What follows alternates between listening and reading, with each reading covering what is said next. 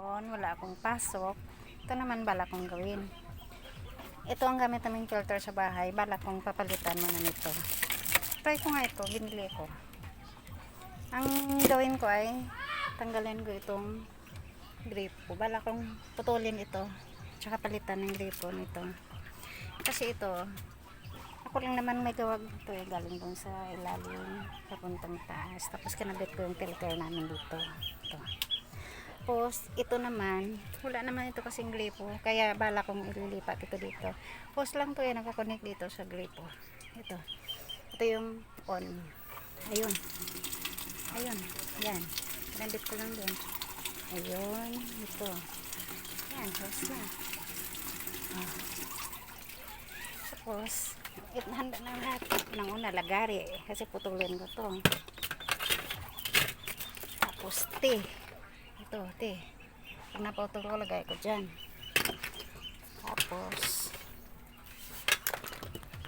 tubo dito sa tapos elbow pakyat doon. Tapos isang tubo ulit, lagay ko ng gripo. Kasi ito, ako lang na may gawa nito, unique ko. Ito, tubig yan. Gamit lang yan pang toothbrush sa mga bata. Wala naman kasing lababo dito. Yun lang linagay ko para pang toothbrush nila. Ito, pwede ko itong tanggalin. Ito, kawayan lang yan eh. Hindi ba? Unique. Oo, balik ko. Ayan. Oh, tubig na. Kaya, ang gagawin ko, puputulin ko ito mamaya. Asimbol ko to. Ilipat ko to ito. Asimbol ko to. Ito, para dito yan. Lagyan ko ng isang gripo. Yan na. Okay.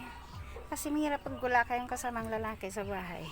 Tapos, ang mahal pa naman ng kung ano ipapagawa mo, magbabayad ka lang. Gaya ko, wala akong bayad. Kaya ako na lang. O, sige, mamaya na ulit. Putulin ko na to. Simbol ko na yan. Okay. Diba, unique yung akin. Unique din, o. Diba, sana. O, yan. O. Shot na shot ang tubig, o. So, kawayan lang. Yan. Sinutasan ko sa gitna. Walang